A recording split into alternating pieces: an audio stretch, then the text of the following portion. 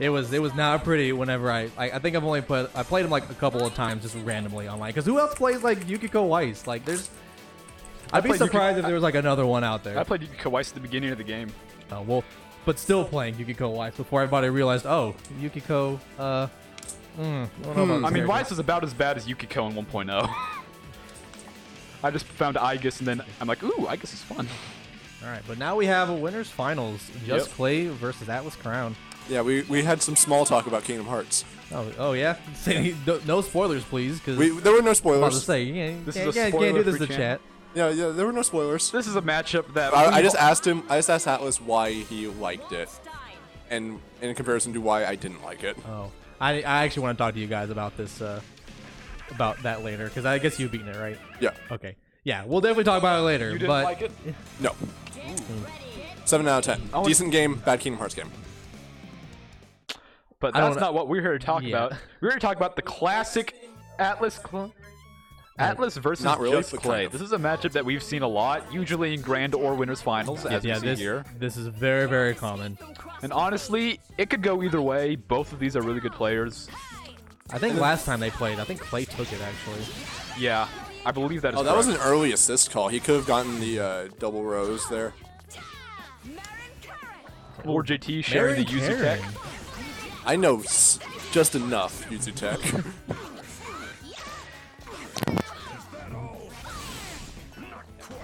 Yeah, it's interesting. I've not actually thought about it, but pretty much every team that Atlas uses always has the Yuzu on it, no matter what. So, like, really, like, I mean, I'm loyal to Chie, Parrot's loyal to Weiss, but really, Atlas is loyal to Yuzu, and I mean, it makes sense. Like, she's super good, works very well with Yuzu can fit within a lot of comps. She doesn't necessarily. She's not an engine like Waldstein or Gordeau would be. Well, Yuzu's a point character. She's not really an anchor. Like, she can be, but... Yeah, that's why. And I'm weird in that. Yeah. It's like with Gordeau Ruby, where, like, both can be... Like, I would say Gordeau's anchor and Ruby's point, but you can do it any way you want. Yeah. Because they're so... Like, they're just both good. Yeah. There's that new bait that Atlas has been doing. He'll do that aerial slash into the EX on landing immediately to catch you off guard. And that just was like, whoa, all right, we're dead. Happy birthday. That was a very clean conversion with those air slashes. Happy birthday, you're dead. Yeah, Atlas has always been really clean with his combos. Yep. It very rarely drops very many of them. And he keeps it simple, and he understands that he could go for the more technical, elaborate combos if he wanted, but guaranteed damage is better damage. Now you got to go for all the... See, okay, we were talking about this earlier, but Klay's Tentara Furu.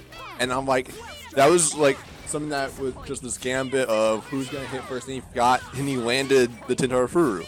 Which is just like, on one hand, if you go for it and you miss it, that's one thing. But if you hit it, they get walked down. It's really nice. And Mitsuru is that half health. And Atlas has been really good about how he teleports and baits movement.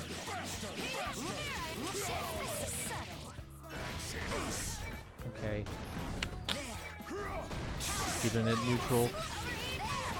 But yeah, those big old buttons from Yuzu, that's enough. Zama is not taking any damage. And the thing is, with AtlasCrown, is he's probably the best zone.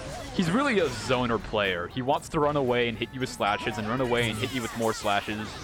And then switch to mine, throw some spears. Yep, switch to mine, jump up, throw some spears, run away, throw more spears.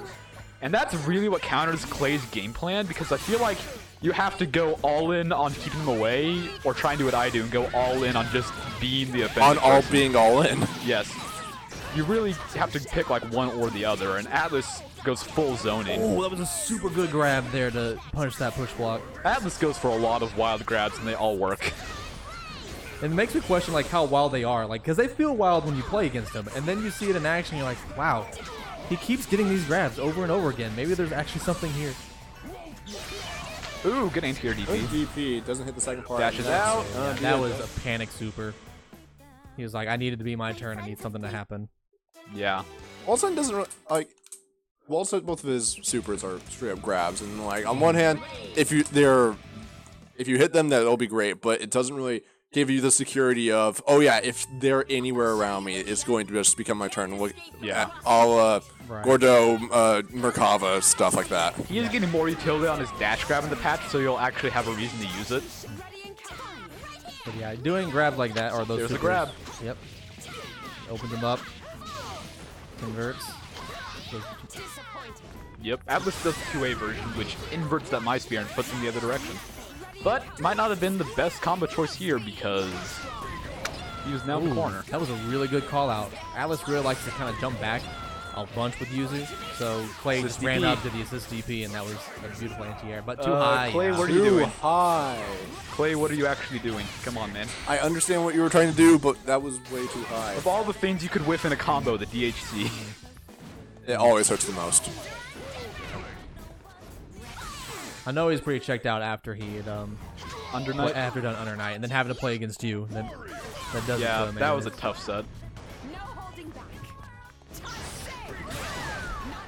Oh yeah, he was a little bit too far forward when he called that assist, and so Mitsu was a little vulnerable there. Okay, trying to slow it down. Oh, Yeah, catches again. Mitsuru with the X slash, and that's death. Again, that bait. Like now that Atlas has that bait, it's Yeah, that's pretty scary. jump. Atlas has 4 bars a meter. Yeah, he's not gonna. Oh no, but he can't cross combo. Yep, no cross combo to keep it going. Yeah, anytime he does that assist One route, hit like, should be death. No, Waltz's generating too much health. He has level 4 resonance. Oh, he can cancel that in the super. is that death? Yes, that does so much Oh. damage. 8.6. See, there's one thing about playing that kind of And style that that like Atlas is showing right now, and All right, stuff that restand. other Let's players reset. do. Oh, helping with Atlas with DP. Well, I mean, look at Atlas's resonance. It's only level 2. He didn't do a lot of assists or stuff. He did it just for damage or combo extension, not really for like. Goes for that instead of the corner Is super that gonna kill? for more damage. No. No. Yeah. Maybe. Fun fact: Waldstein's super does 500 more damage if you input it as a 720 motion. Yes, I did hear about that. I've not. Do you guys do it? Do you do the 720? I do it. I don't think Klay knows about it. Okay. Alright, is this going to be enough to he kill? cancel. Oh, drops it. EX but grab. that EX grab. Ooh. That is 3-0 to 3-0. AtlasCrown. Man. Me and Aegis next. Yeah, Klay was pretty close to sealing that one out. And I do want to mention something that you said earlier, Lord JT, about Atlas's resonance only being level 2. Because you are absolutely right. Like, he only calls those assists for his conversions. He doesn't really cross combo. He's cross comboed some more. Like, he's using that a little bit more neutral. It really depends on the matchup, I think. Yeah. And against this team, I think he's been opting to try to maximize his punishes when he can, which is why he's not been calling the assist as much.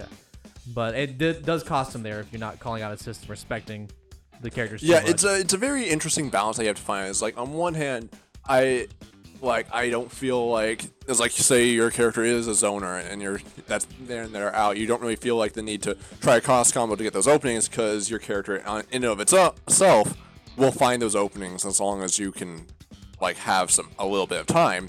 And then it's just like, well, if you're playing like that and you're playing that with both of your characters, then you're going to have a very low resonance, which means you have to try to win that early game.